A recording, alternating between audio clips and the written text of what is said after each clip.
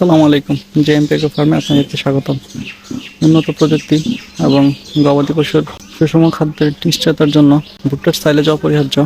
তো আমরা ভুট্টার সাইলেজ বাজার থেকে না ক্রয় করে আমরা পূর্ব পরিকল্পনা থেকেই নিজেরা ভুট্টা সাইলেজ করার জন্য ভুট্টার জমি করছি, পাশাপাশি আরও কয়েকটা জমি কিনেছিও। তো সেই সাইলেজ করার জন্য আমরা মেশিন নিয়ে আসছি। সেটা দিয়ে গতকালকে ট্রায়াল দিয়েছিলাম, তো সেটাতে আলহামদুলিল্লাহ ভালোই আসছে। তো আজকে ভুট্টা কাটতেছে, তো এগুলো নিয়ে আসলে এগুলো দিয়েও সাইলেজ করা হবে, তারপরে ব্যাগ ভরা হবে ইনশাল্লাহ। তো এই যে ভুট্টা গাছ কাটা হয়েছে, এগুলো এখন বেঁধে নিয়ে যাচ্ছি সেই রাস্তার কাছে। ওই যে ওইখান থেকে ভ্যান দিয়ে পরে বাসায় নিয়ে যাচ্ছি। এই যে আমাদের ভুট্টা গাছ নিয়ে চলে আসছি, এইগুলো দিয়ে সাইলেজ হবে ইনশাল্লাহ। ভিডিওর শুরুতেই আপনাদেরকে আমি যে নতুন মেশিনটা দেখাইছিলাম, তো সেই মেশিনে আমরা আসলে আমাদের ভুট্টা গাছগুলো ক্র্যাশ করে নিচ্ছি। মেশিনটা আসলে হয়েছে ভুট্টার সাইলেজ এবং ভুট্টা ক্র্যাশের কম্বাইন্ড মেশিন। তো এইটার এক পাশ দিয়ে ভুট্টা দিয়ে দানাদার ভুট্টা দিয়ে ক্র্যাশ করে নেওয়া যায়, অন্য পাশ দিয়ে ভুট্টার এই যে ভুট্টা সহ ভুট্টার গাছগুলো দিলে তো সেটা থেকে এই যে ক্র্যাশ হয়ে যেটা দিয়ে আমরা সাইলেজ তৈরি করতে পারি আর কি। তো আমরা আমাদের বাড়িতে আনা সেই ভুট্টা গাছগুলা এই মেশিন দিয়ে ক্র্যাশ করে নিচ্ছি, যেটা আপনারা দেখতেও পাচ্ছেন। তো এগুলা সবগুলা গাছ যখন ক্র্যাশ করা হয়ে যাবে, তখন এই ক্র্যাশ করা গাছগুলো আমরা এই অন্য একটা পাশে এগুলাকে ছড়ায় রাখবো। তার উপরে যে চিটাগুড় পানির সাথে মিশিয়ে সেটা ছিটিয়ে দিব।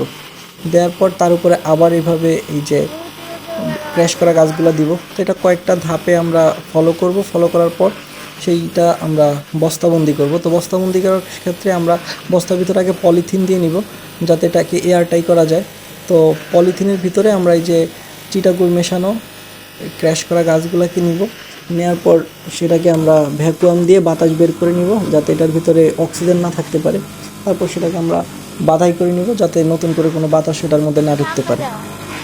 এরপরে 21 দিন আমরা অপেক্ষা করব। 21 দিন পরে আমাদের যে প্রপার সাইলেজটা তৈরি হবে ইনশাল্লাহ। চলেন পরবর্তী প্রক্রিয়াগুলো দেখতে থাকি। চিটাগুড় দেওয়ার পর আবার অন্য আরেকটা লেয়ার দিচ্ছি, তারপর আবার এভাবে চিটাগুড় দিচ্ছি। এভাবে আস্তে আস্তে সবগুলো লেয়ার দেওয়া হলে আমাদের কাজ হবে এগুলো বস্তাবন্দি করা। তো বস্তাবন্দি করার জন্য আমরা প্রথমে বস্তার ভিতরে পলি ব্যাগ ঢুকিয়ে নিছি। তো তারপরে সেটার ভিতরে এই যে চিটাগুড় ও ভুট্টার ক্র্যাশ করা এগুলা মিক্স করে এগুলো আমরা বস্তার ভিতরে নিচ্ছি। তারপরে আমরা এগুলাকে ভ্যাকুয়াম দিয়ে এগুলা থেকে বাতাস বের করে নিব, যাতে এগুলোর মধ্যে কোনো অক্সিজেন না থাকে এবং এগুলা দীর্ঘদিন যাবৎ ভিতরে ভালো থাকে। এই যে আপনারা দেখতে পাচ্ছেন, আমরা ভ্যাকুয়াম দিয়ে বস্তার ভেতর থেকে এই যে বাইরের যে বাতাসটা আছে সেটা বের করে ফেলতেছি।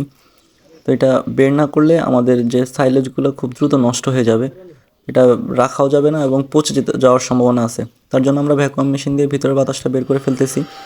এবং এই বাতাসটা আমরা ওই যে বের করার সময় আগে পলিথিনটাকে বেঁধে নিব, যাতে ওটার থেকে অন্য কোনো বাতাস না ঢুকতে পারে। তারপর বস্তার মুখটাও বেঁধে নিব ইনশাল্লাহ। আজকের মতো এখানেই শেষ করছি। সবাই ভালো থাকবেন। আসসালামু আলাইকুম।